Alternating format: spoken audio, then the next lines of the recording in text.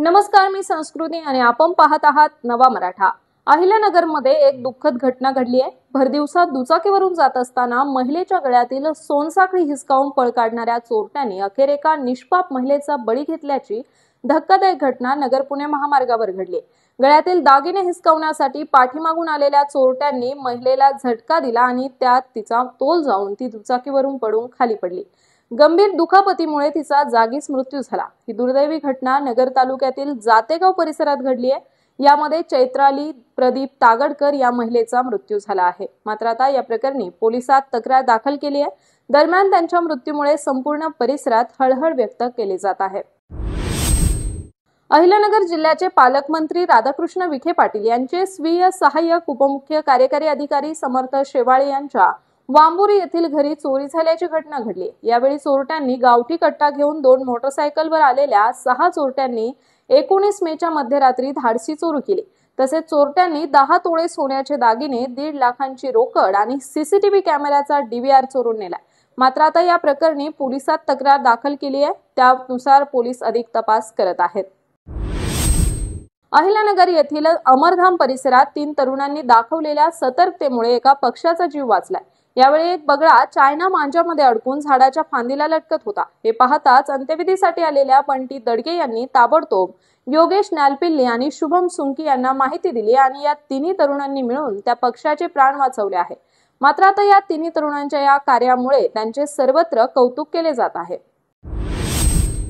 Supreme कोर्टाचे सरन्यायाधीश भूषण गवई यांनी त्यांच्या मुंबई भेटीदरम्यान सरकारी अधिकाऱ्यांकडून राजशिष्टाचाराचे पालन न झाल्याबद्दल तीव्र नाराजी व्यक्त केली आहे। या संदर्भात जबाबदार अधिकाऱ्यांविरुद्ध कायदेशीर कारवाई करण्यात यावी अशी मागणी ॲडव्होकेट सुरेश लगड यांनी केली। राजशिष्टाचाराचे पालन न करणाऱ्या अधिकाऱ्यांविरुद्ध कायदेशीर कारवाई करावी अशी मागणी मी शासनाकडे केलेली आहे। सुप्रीम कोर्टाचे सरन्यायाधीश भूषण गवई यांनी त्यांच्या मुंबई भेटीदरम्यान सरकारी अधिकाऱ्यांकडून राजशिष्टाचाराचे पालन न झाल्याबद्दल तीव्र नाराजी व्यक्त केली। या संदर्भात जबाबदार अधिकाऱ्यांविरुद्ध कायदेशीर कारवाई करण्यात यावी अशी मी मागणी केली आहे। माननीय भूषण गवई हे महाराष्ट्रातील एकमेव दलित न्यायमूर्ती असून त्यांची एवढ्या मोठ्या उच्च पदावर सरन्यायाधीश म्हणून नियुक्ती होणं ही बाब आपल्या सर्व महाराष्ट्रीयांना भूषणाव आहे। आणि एवढ्या मोठ्या उच्च पदस्थ न्यायमूर्तीबाबत राजशिष्टाचार पाळला जाऊ नये ही बाब अत्यंत खेदजनक आहे। राजशिष्टाचार न पाळणाऱ्या सर्व संबंधित अधिकारी यांना दोषी धरून त्यांच्याविरुद्ध कायदेशीर कारवाई केली पाहिजे। खरं तर न्यायमूर्ती भूषण गवई महोदय यांनी घटनेच्या अनुच्छेद 142 अन्वयीच कारवाई करण्यास अपेक्षित आहे। माननीय न्यायमूर्ती भूषण गवई यांच्या जाहीर नाराजीनंतर आता महाराष्ट्र सरकारने सरन्यायाधीश आता कायमस्वरूपी राज्य अतिथी असतील असा आदेश काढून आपली चूक दुरुस्त करण्याचा प्रयत्न केलेला आहे हे दिसून येते। भारताचे मुख्य न्यायाधीश भूषण गवई हे महाराष्ट्र राज्यातील पहिले अनुसूचित जातीचे न्यायमूर्ती या सर्वोच्च पदावर विराजमान झाले असून त्यांचा महाराष्ट्रातील प्रथम दौरा एक ऐतिहासिक क्षण होता। मात्र या दौऱ्याच्या वेळी राज्याचे मुख्य सचिव, पोलीस महासंचालक तसेच मुंबई पोलीस आयुक्त यांनी त्यांची सदिच्छा भेट घेण्याचीही तसदी घेतली नाही। हा प्रकार केवळ शासकीय प्रोटोकॉलचे उल्लंघन नव्हे तर घटनात्मक पदाचा आणि जातीय समतेचे प्रतीक असलेल्या व्यक्तीचा केलेला मोठा अवमान असल्याचा आरोप पीपल्स हेल्पलाईनच्या वतीने करण्यात आलाय। तर पाहूयात सविस्तर व्हिडिओ।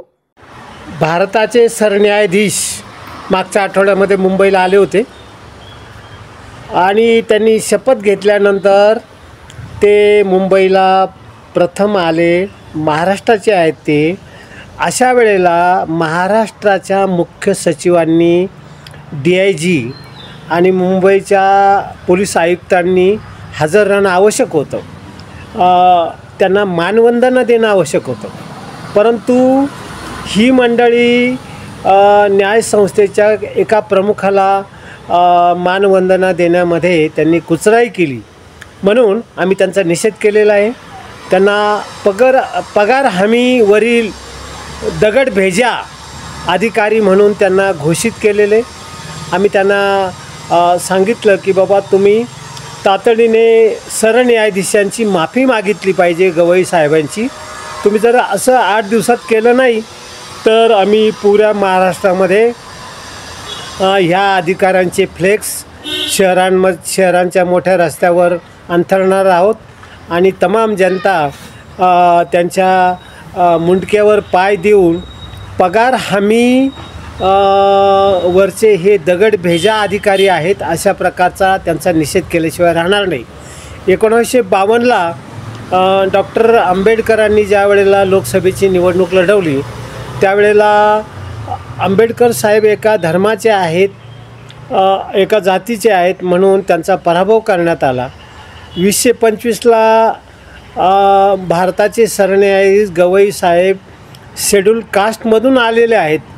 या कारणासाठी त्यांना मानवंदना नाकारणं ही मनोवृत्ती म्हणजे 100 वर्ष जात आणि धर्माचा हा जो काही बडेजाव आहे, ही जी काही पद्धत आहे ही आपल्या देशामध्ये हजारो वर्षपूर्वी चालत होती, ती आज देखील चालत आहे. याचा आम्ही निषेध केलेला आहे.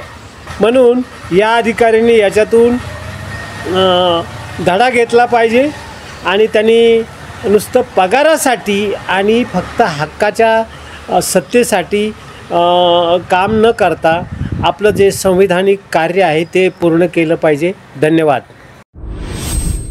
पिंपरी वाघेरे येथील रयत शिक्षण संस्थेच्या कन्या विद्यालयाच्या उपशिक्षिका तसेच केडगाव येथील रयत शिक्षण संस्थेच्या श्री अंबिका विद्यालयाच्या माजी विद्यार्थिनी रंजना अमोल धामणे यांना राज्यस्तरीय शिक्षक सेवा सन्मान पुरस्कार प्रदान करण्यात आला. सदरचा पुरस्कार हा शिक्षक फाउंडेशन संचलित महाराष्ट्र शिक्षक पॅनलतर्फे कोल्हापूर येथे मराठी सिने अभिनेत्री मधुराणी प्रभुलकर आणि कवी रोहित शिंगे यांच्या हस्ते प्रदान करण्यात आला आहे. अहिल्यानगरमधील प्रभाग क्रमांक 9 मधील सिद्धार्थनगर भागात गेल्या कित्येक दिवसांपासून कचरा साचलेला असल्याने नागरिकांचे आरोग्य धोक्यात येण्याची शक्यता वर्तवली जाते. कारण ज्या ठिकाणी हा कचरा साचलेला आहे त्याच्या बाजूला करंदीकर हॉस्पिटल आणि महानगरपालिकेचे आरोग्य केंद्र आहे.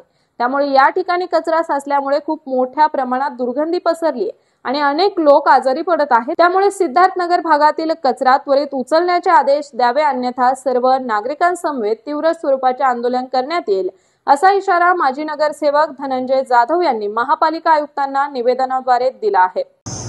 प्रभाग क्रमांक 9 मधील सिद्धार्थनगर येथील करंदीकर हॉस्पिटलजवळ गेल्या अनेक दिवसापासून त्या ठिकाणी कचरा टाकला जातो. वारंवार कचरा उचलले जातो, परंतु गेल्या काही दिवसामध्ये त्या ठिकाणचा कचरा उचलला गेला नाही. आम्ही वारंवार त्या भागातील एसआय असतील, त्या भागातील स्वच्छता करणारे असतील त्यांना आम्ही सांगितलं. आज आम्ही आयुक्त साहेबांना सुद्धा पत्र दिलेलं आहे. परंतु त्याच भागामध्ये करंदीकर हॉस्पिटल आहे, बालिकाश्रम रोड व लाल टाकीला जोडणारा तो रस्ता आहे आणि तिथे महानगरपालिकेचं प्राथमिक आरोग्य केंद्र सुद्धा आहे. पावसाचं वातावरण आहे, साथीचे रोग होऊ शकतात. त्यामुळे आज आम्ही परत एकदा निवेदन दिले आयुक्तांना की लवकरात लवकर त्या भागातील कचरा उचलून घेण्यात यावा व वारंवार त्या ठिकाणी ते टाकलं नाही पाहिजे. याच्यासाठी काहीतरी उपाययोजना खरं म्हणजे महानगरपालिकेने केली पाहिजे. आता आम्ही त्यांना एक 3-4 दिवसाची मुदत देत आहोत आणि लवकरात लवकर जो प्रश्न कायमचा जर नाही मिटवला तर त्या भागातील नागरिकांना बरोबर घेऊन महापालिकेवर एक आंदोलन करण्यात येईल आणि मोर्चा काढण्यात येईल. त्यामुळे प्रशासनाने लवकरात लवकर त्यावर कारवाई करावी.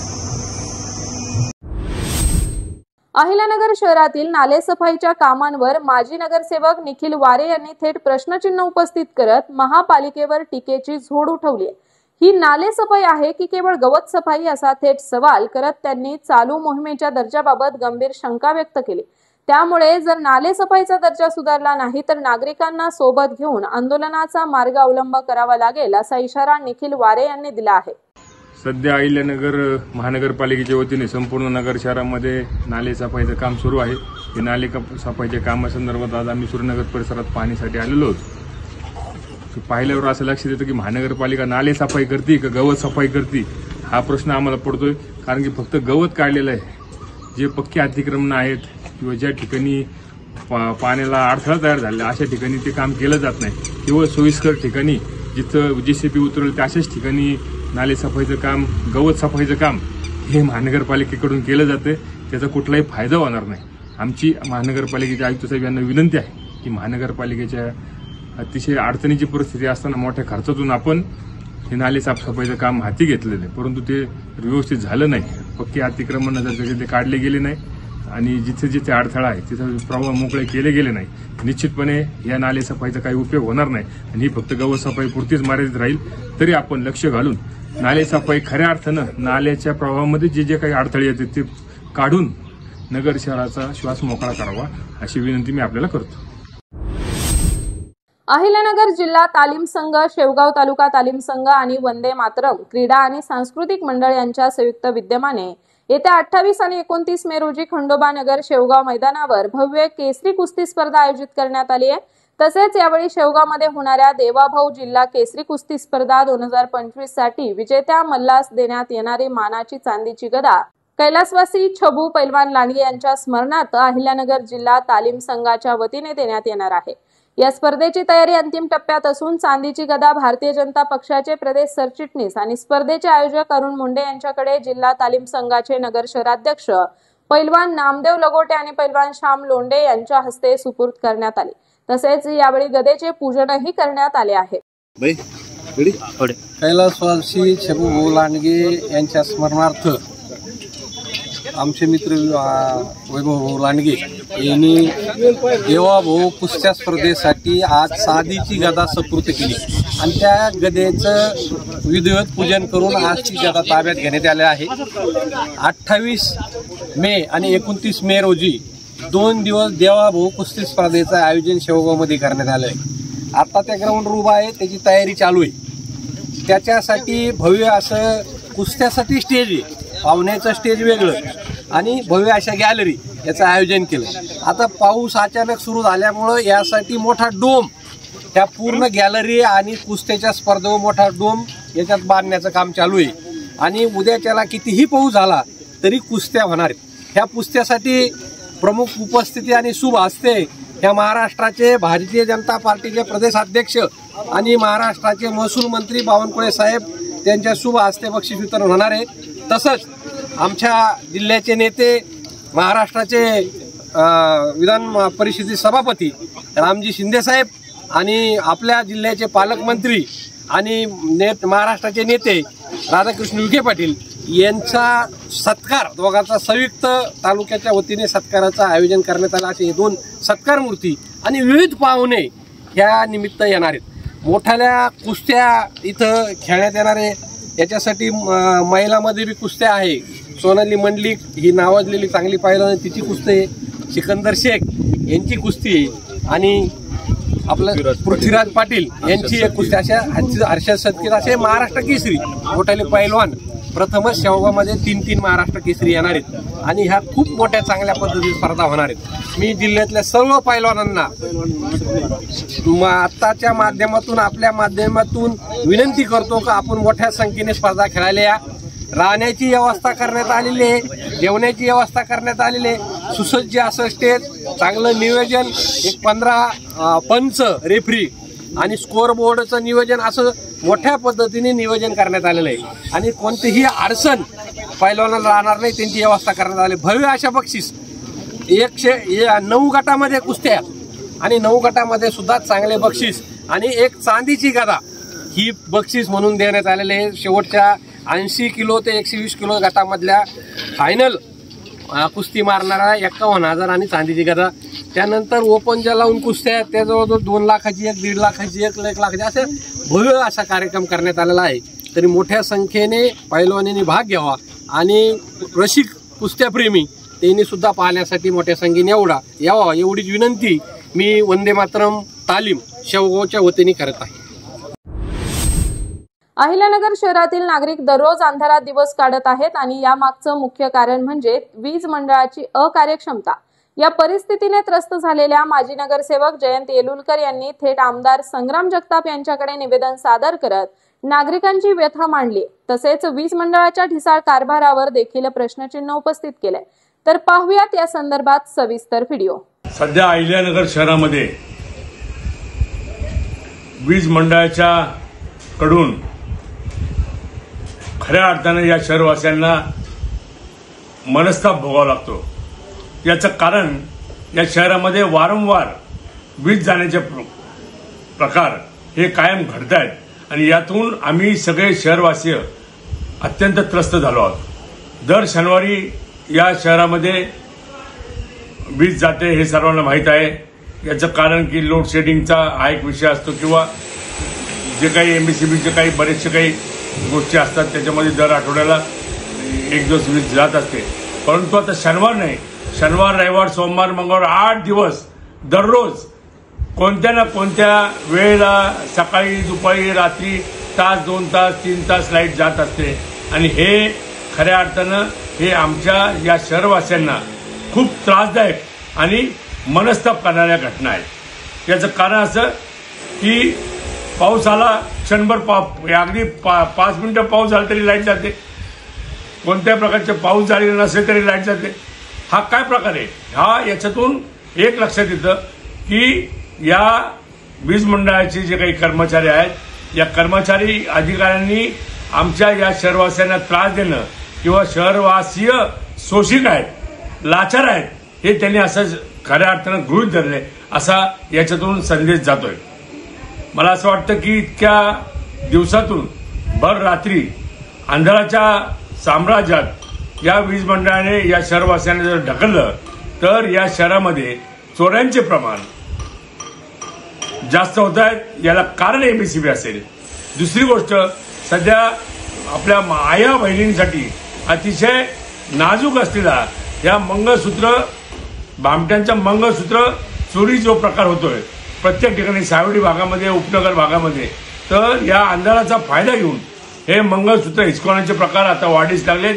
यालाही कारण MSCB. आणि एवढ्या सगळ्या गोष्टींची माहिती असताना, याचं गांभीर्य असताना जर MSCB दिवसातून किंवा रात्रीतून जर अनेकदा लाईट जर घालत असेल, दिवे घालत असेल आणि या शहरवासियांना अंधारात ढकलत असेल तर हे खऱ्या अर्थानं शोकांतिका म्हणावं लागेल. याचं कारण की आमचं शहर हे आता आश्मयुगात चालले की काय असा भास होतो. आज जग असो किंवा आपला भारत देश असो, हा इतक्या आधुनिक दिशेला जात असताना या शहरामध्ये दिवसातून 4-4 वेळेस लाईट जाते आणि कोणत्या प्रकारची सूचना जर जात असेल तर याच्यातून अनेक इलेक्ट्रिकल अप्लायन्सेस सुद्धा कायम खराब व्हायचे प्रकार घडतात. विद्यार्थ्यांना अभ्यासही धड करता येत नाही, अनेकांना याचा प्रचंड त्रास होतो. आणि दुसरी गोष्ट अशी की याच्यातून विंचू काट्यांचा सुद्धा मोठा प्रादुर्भाव या शहरातील ज्येष्ठ नागरिकांना होत असतो. आणि याची कोणत्या प्रकारची काळजी या MSCBच्या अधिकाऱ्यांना नसेल तर याची खऱ्या अर्थानं याची नोंद MSCBच्या वरच्या अधिकाऱ्यांनी घेतलं पाहिजे, मंत्र्यांनी घेतलं पाहिजे. आणि या सगळ्या लोकांना हे जाणून बुजून या शहरवासियांना एक कर्तव्य म्हणून जे सेवा देतात, तर कर्तव्य न करता या कर्तव्यांना लाथ मारून नगरकरांना जर अंधारात ढकला असेल, त्रास देत असतील तर याचा कोणत्या प्रकारचा हा पर्दाफाश झाला पाहिजे. याच्या मागे कोण आहे याची चौकशी झाली पाहिजे. या शहरातले जे काही वीज कर्मचारी आहेत आणि ते अधिकारी आहेत, यांना या शहरातल्या नागरिकांची देणं घेणं आहे की नाही हा एक फार मोठा प्रश्न पडतो. ही मंडळी प्रशिक्षित आहेत की नाही हा एक मोठा प्रश्न पडतो. जर दिवसातून 4-4, 5-5 दिवस लाईट जाते आणि रात्रीच्या वेळेस तर अनेकदा लाईट जात असेल तर हा प्रकार खूप काही चांगला नाही. हे शहर आहे आणि या शहरामध्येच वारंवार अशा जर घटना घडत असतील तर हे दुर्दैवाची बाब म्हणावं लागेल. मला असं वाटतं की मी माननीय आमदार संग्राम भैया जगताप यांना या संदर्भात निवेदन दिलेलं आहे. यांना या संदर्भात आवाहन केलं आहे की संग्राम भैयांनी या बाबतीत आमदार साहेबांनी लक्ष घालावं आणि या शहरामध्ये. बातमीपत्राच्या मध्यात एक दुःखद बातमी आहे. राहुरीच्या मुळा धरणात पोहण्यासाठी पाण्यात उतरलेला 35 वर्षीय नागरिकाचा पाण्यात बुडून मृत्यू झाल्याची घटना घडली. 18 मे रोजी बुडालेल्या तरुणाचा मृतदेह 2 दिवसांनी म्हणजेच 20 मे रोजी सकाळी आढळून आला आहे. भगवान रुस्तुम घाडगे असे मृत्यू झालेल्या नागरिकाचे नाव आहे. त्यांच्या या मृत्यूमुळे सर्वत्र हळहळ व्यक्त केली जात आहे. लंडन येथील ऐतिहासिक ग्रेज इन येथे नुकत्याच पार पडलेल्या आंतरराष्ट्रीय परिषदेत स्वप्नील खामकर यांनी संशोधन प्रबंध सादर करत भारताचे विशेषतः महाराष्ट्राचे प्रतिनिधित्व केले. डॉक्टर बाबासाहेब आंबेडकर यांची जागतिक दृष्टी, न्याय, समता आणि लोकशाही यांचे पुनर्विचार या विषयावर आधारित या परिषदेत त्यांनी आंबेडकर विचारधारेचा जागतिक परिषदेत अभ्यासपूर्वक मागोवा घेतला आहे. My heart will joy unspeakable to rise in response to the warm and cordial welcome which you have given us. It is an immense honor to stand here at the Grace Inn, the very place where Dr. Ambedkar sharpened his legal intellect and envisioned the ethical soul of India's constitution. I thank the organizers for this opportunity to speak on reimagining democracy through Dr. Ambedkar's vision, social justice, constitutional morality, and global perspectives. Dr. Ambedkar is often remembered as the chief architect of the Indian Constitution, but he was far more, a legal philosopher, global thinker, and revolutionary economist. His vision of democracy, rooted in liberty, equality, and fraternity, offers timeless guidance to the world. For Ambedkar, democracy was not just a political system, it was a moral way of life. He wrote, "Democracy is not merely a form of government, it is primarily a mode of associated living." He believed that true democracy must empower the marginalized and deliver dignity and justice not just in law but in everyday life. Ambedkar's time in London at the Gray's Inn and LSE was transformative. He absorbed British constitutional values like the rule of law, individual rights, also while critiquing the colonial denial of those same rights to India. At LSE, the thesis, The Problem of the Rupee, exposed how economic policies deepened poverty. From here, he emerged with the political belief there is no political freedom without economic justice. Ambedkar's concept of constitutional morality was foundational. It meant upholding the spirit of the Constitution, not just in text. Constitutional morality is not a natural sentiment. It has to be cultivated, he said. He emphasized that democracy depends not only on laws and institutions, but on ethics of its people and its leaders. Ambedkar's advocacy of affirmative action was groundbreaking. He understood that treating everyone with equality and in an unequal society only preserves injustice. Real justice demands substantive equality, empowering the historically oppressed. His vision has influenced affirmative policies across the globe, from the US to South Africa to Brazil. In the world where we are facing rising inequality, authoritarianism, and democratic backsliding, Ambedkar's ideas are more relevant than ever. He reminds us that democracy must be ethical, inclusive, and anchored in justice. His vision aligns with global human rights frameworks and continues to inspire movements for dignity and reform, both in India and the West. Ambedkar warned against blind faith in majorities and the decay of democracy through caste, class, or religious dominance. A democracy must be just not by how it treats the majority, but by how it protects the weakest. His vision calls for more than laws. It demands moral courage, economic fairness, and active citizenship. To reimagine democracy today, we must turn to thinkers like Ambedkar. He taught that freedom is not just the right to speak, but the chance to be heard. Not just to live, but to live with dignity. Here at Gray's Inn, where a young Ambedkar once dreamt of a just world, let us renew our commitment to his dream. A world where democracy is not just practiced, but lived. Not just institutionalized, but humanized. Thank you so much. Monsoon कालावधीत पूर अथवा वादळामुळे नैसर्गिक आपत्ती येण्याची शक्यता असते. या परिस्थितीचा सामना करण्यासाठी यंत्रणांनी सज्ज राहावे. संभाव्य आपत्तीच्या काळात सर्व विभागाचे अधिकारी समन्वयाने कार्य करत कोणीही पूर्व परवानगीशिवाय मुख्यालय सोडू नये असे निर्देश जिल्हाधिकारी डॉक्टर पंकज आशिया यांनी दिले. छगनराव भुजबळ यांच्या कॅबिनेट मंत्रीपदी निवडीचे माळीवाडा येथे जल्लोषात स्वागत करण्यात आले. समता परिषदेचे संस्थापक आणि ओबीसी नेते नामदार छगनराव भुजबळ यांची कॅबिनेट मंत्री म्हणून निवड झाल्याबद्दल अहिल्यानगर माळीवाडा येथील महात्मा फुले यांच्या पुतळ्याजवळ समता परिषद आणि सकल ओबीसी समाज समन्वय समितीच्या वतीने जल्लोष साजरा करण्यात आला. यावेळी पेढे वाटून आणि फटाके फोडून कार्यकर्त्यांनी आनंद व्यक्त केला. केडगाव परिसरामध्ये मागील अनेक महिन्यांपासून सुरू असलेल्या भीषण पाणी टंचाई आणि वारंवार खंडित होणाऱ्या वीज पुरवठ्यामुळे नागरिक त्रस्त झाले. या गंभीर प्रश्नाकडे प्रशासन आणि महावितरणचे अधिकारी दुर्लक्ष करत असल्यामुळे जनतेत तीव्र नाराजी आहे. या समस्यांबाबत भारतीय जनता पार्टी युवा मोर्चाचे केडगाव अध्यक्ष सुजय अनिल मोहिते यांनी महापालिका आयुक्त आणि महावितरणच्या कार्यकारी अभियंत्यांकडे निवेदनाद्वारे तातडीने प्रश्न सोडवण्याची मागणी केली आहे. सकल माळी समाज ट्रस्ट संचालित वधूवर सूचक मंडळाची बैठक नुकतीच पार पडली। यात सर्वानुमते कार्यकारिणीची निवड करण्यात आली। वधूवर सूचक मंडळाचे अध्यक्ष भास्करराव चौधरी, उपाध्यक्ष राजाराम चिपाडे, सचिव सुदाम बोरुडे, खजिनदार रमेश चिपाडे तर विश्वस्तपदी संजय ताजने, दत्तात्रय शिंदे, अशोक हिंगे, सुभाष गोंधळे, मच्छिंद्र बनकर, सौ रोहिणी बनकर आदींची निवड करण्यात आली। महाराष्ट्र नवनिर्माण कामगार सेनेच्या राज्य कार्यकारिणी सदस्यपदी प्रकाश लहू गायकवाड यांची नियुक्ती करण्यात आली आहे। तसेच ते मनसे विद्यार्थी सेनेचे जिल्हाध्यक्ष म्हणून सुद्धा अहिल्यानगर येथे काम पाहत आहेत। आता त्यांची राज्य कार्यकारिणी सदस्यपदी निवड करण्यात आली। त्याबाबतचे नियुक्तीपत्र कामगार सेनेचे राज्य अध्यक्ष डॉक्टर मनोज चव्हाण यांनी दिले। अहमदनगर शहर हे संस्थापक अहमद निजाम शाह यांनी 28 मे 1490 रोजी वसवले। येणाऱ्या 28 मे रोजी अहमदनगर शहराचा 535वा स्थापना दिवस आहे। त्यानिमित्त Makhdoom education and welfare society, रहमत सुलतान फाउंडेशन आणि अहमदनगर इतिहासप्रेमी मंडळाच्या वतीने 24 ते 31 मे पर्यंत विविध कार्यक्रमांचे आयोजन करण्यात आले असल्याचे मखदूम सोसायटीचे अध्यक्ष आबिद दुले खान यांनी सांगितले। तर अशाच माहितीपूर्ण बातम्यांसाठी चॅनलला सबस्क्राइब नक्की करा।